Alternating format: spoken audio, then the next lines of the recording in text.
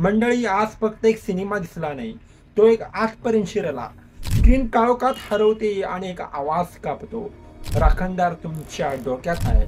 जंगलात फक्त जनावरे असतात.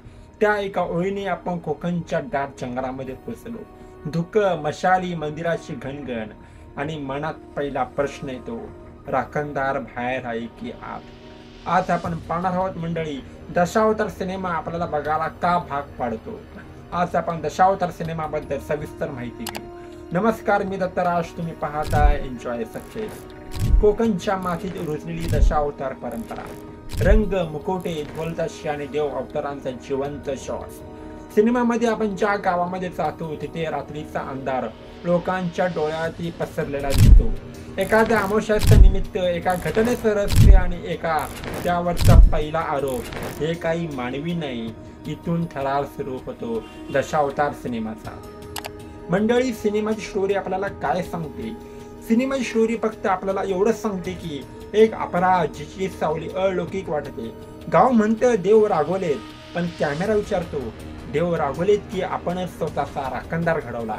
आणि इथेच ही सॅटिस्फॅक्शन स्टोरी आपल्या मनामध्ये बसते.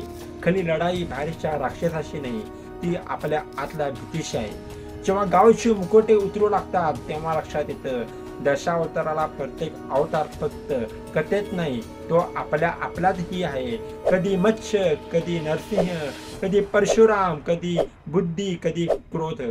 आपल्याला वाचवणारे कुणीही बाहेरून येत नाही, ते आपणच जाग करायचे असतात. मंडळी, जर आपण दशावतार सिनेमाच्या लोकेशन बद्दल माहिती घेतली तर कोकण हे फक्त निसर्ग नाही, हा परंपरेचा रंगमंच आहे. सिनेमामध्ये रात्रीचा गडद निळा मशालीचा प्रकाश उभा राहिलेला आहे. मंदिराच्या कळसावर बसलेला सोनसली प्रकाश. हे रंग फक्त आपल्या स्क्रीनवरती नाही तर डोक्यामध्ये शिरतात.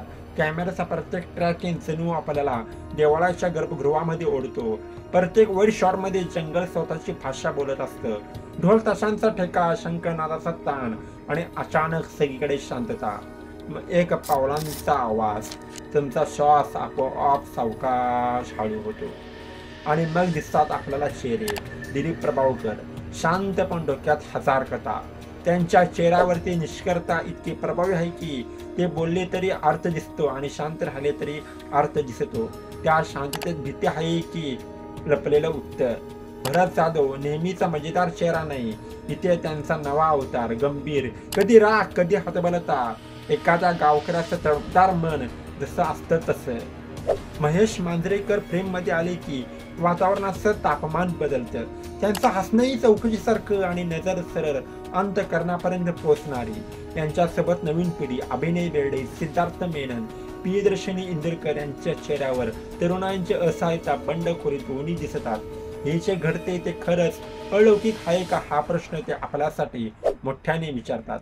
ऍक्टिंगची गोष्ट करायची तर दिलीप प्रभावकर यांच्या डोळ्यांमध्ये शांत वादळ, जाधवच्या चेहऱ्यावरील चिंतेची रेष आणि मांजरेकरांच्या स्मितातला ठोका. हे सगळं सिनेमाच्या 2-3 मिनिटातच आपल्याला स्पष्टपणे दिसतं. पूर्ण सिनेमा काय होणार याची भीतीदायक उत्सुकता लागते.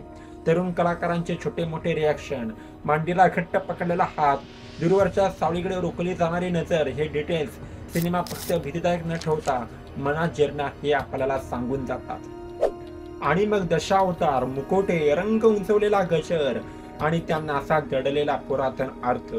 सिनेमा तुमच्या मानेला काटा आणतो, कारण तो भक्ती आणि भीतीच्या बारीक रेषेवर नाचतो. तुम्ही विचारायला लागता, आपण जे घाबरतो ते खरंच त्याचं आहे का की आपलं? इथे समाधानाची ती चुकी बसते.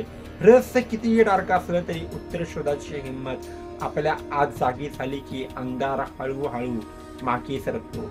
शेवटची फ्रेम, मशालीचा प्रकाश, धावणारे पाय, कुणाचा तरी आरोळा आणि अचानक कट टू ब्लॅक. स्क्रीन काळी पण डोक्यात दिवा. का?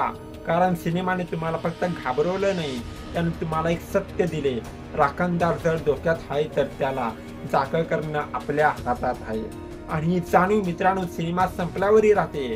हा सॅटिस्फॅक्शन, परंपरेचा आधार, कथानकाचा थरार आणि आपल्या भीतीवर मात करण्याची हिंमत. हे तिन्ही अनुभव एकत्र मिळाले की माय रसिक प्रेक्षक म्हणून आपण रिकामे निघत नाही. सिनेमा आपल्याला सिनेमा संपल्यावर काही ना काहीतरी देऊनच जातो.